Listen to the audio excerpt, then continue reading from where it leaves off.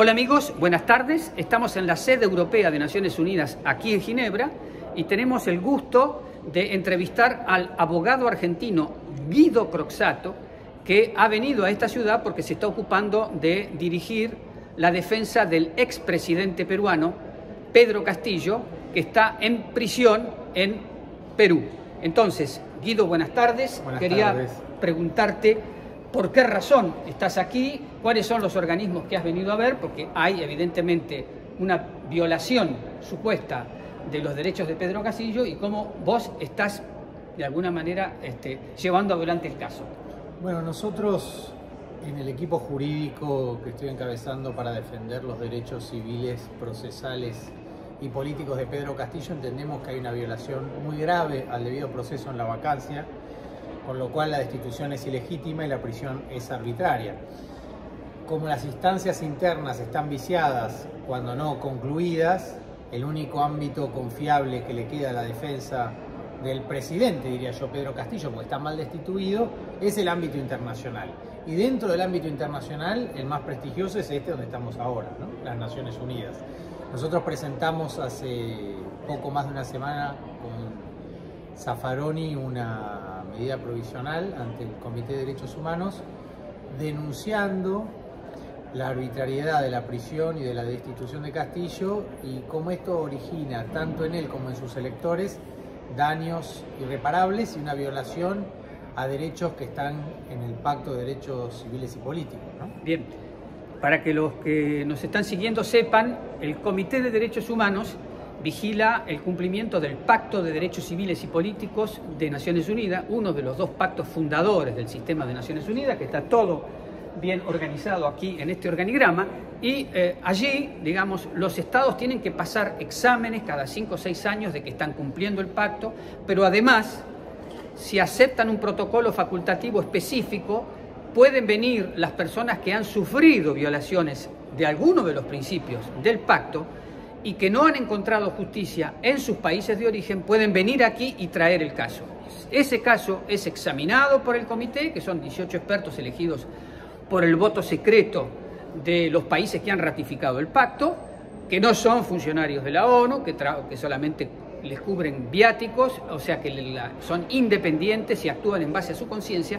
Ellos pueden emitir un dictamen que obliga al Estado a modificar las violaciones que se hicieron contra esa persona en el país. Acá ha habido casos muy conocidos, Lula, Baltasar Garzón, y ahora tenemos al presidente Pedro Castillo. ¿Cuáles son tus aspiraciones con respecto a el rol que puede jugar este comité por la restauración de los derechos de Pedro Castillo?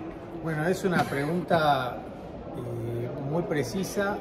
Mis aspiraciones y las de Castillo son altas porque la justicia en Perú no está funcionando como debería, más que preservar las garantías no solo de Castillo, sino de 70 personas que fueron masacradas a balazos y no hay ningún detenido después de estos delitos.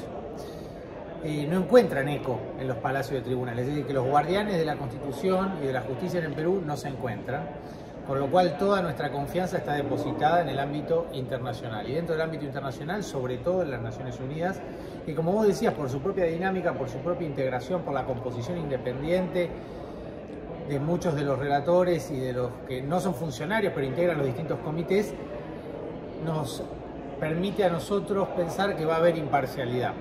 Y de una lectura imparcial de los hechos y de las normas, la única conclusión o inferencia posible es que la destitución de Castillo es ilegítima, con lo cual hay un gobierno actualmente que ha usurpado por la fuerza, de manera irregular, el poder, cometiendo delitos gravísimos, no solo las 70 personas, las 70 ejecuciones extrajudiciales, la represión brutal de la protesta, la censura y la persecución contra cualquiera que piense distinto, la censura Amnistía Internacional, a quien se le prohibió en Lima presentar su informe en la Casa de la Memoria, por cuestiones administrativas, entre comillas. Todos, digamos, los que están defendiendo los derechos humanos están poniendo su atención y su eje en el plano internacional y sobre todo en las Naciones Unidas. Y nosotros tenemos como aspiración primera que cese la incomunicación de Castillo, el trato hostil que recibe en prisión y la prisión, en la medida en que es ilegal, que cese. Porque incluso si uno está de acuerdo, yo no estoy de acuerdo, pero si uno creyera que Castillo tiene que ser vacado, el procedimiento que siguió el Congreso para hacerlo no es el que corresponde según las propias normas peruanas. Por lo cual es una cuestión estrictamente procesal, técnicamente es sencilla de evaluar.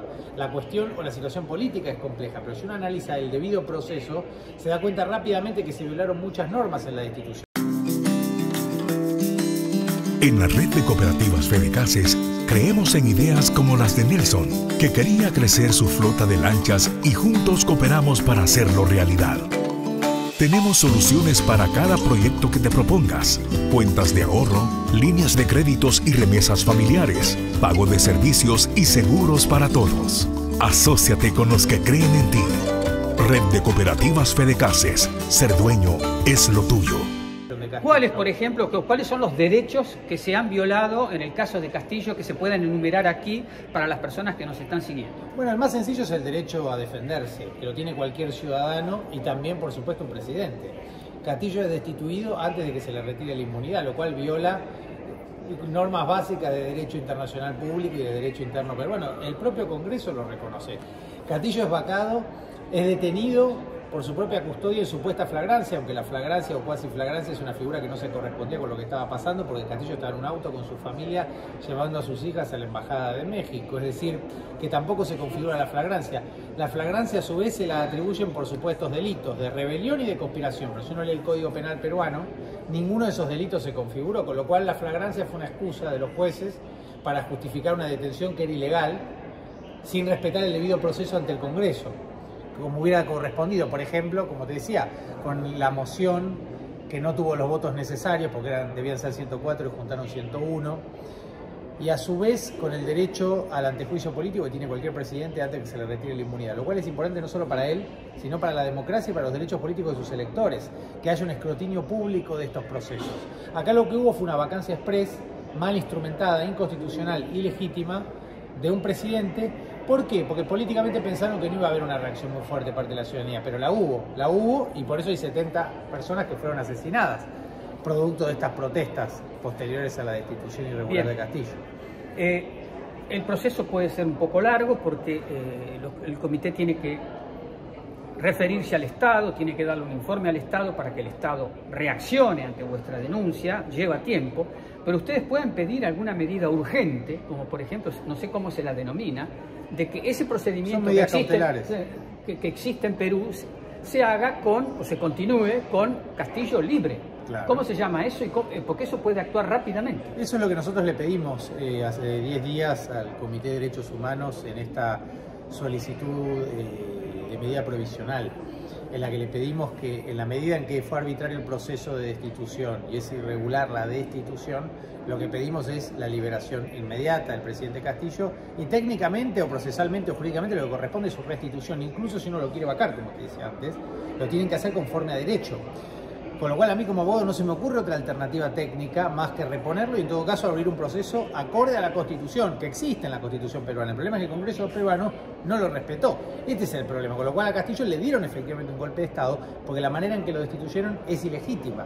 Y por eso las protestas, porque las manifestantes se dan cuenta de esta arbitrariedad. Con lo cual nosotros pedimos de mínima que se termine con la incomunicación y el trato hostil en prisión, que no se le pongan trabas a los abogados para acceder a su defendido, que pueda conferenciar en privacidad, pero sobre todo la liberación de Castillo, incluso si se sigue llevando adelante un proceso.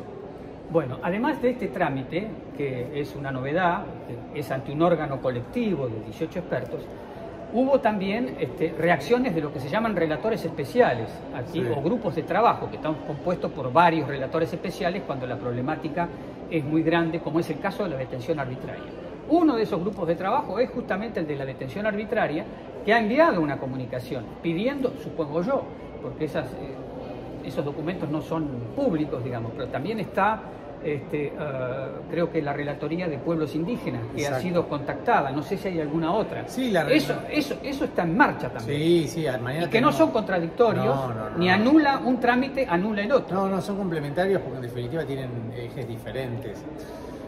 Mañana tenemos una reunión con la Relatoría de Independencia de los Magistrados, que me parece fundamental. Por poner un ejemplo, la fiscal de la Nación que lleva adelante las acusaciones en sede penal, para detentar ese cargo tuvo que pasar por un concurso en el que alegó tener 2 tesis que están desaparecidas.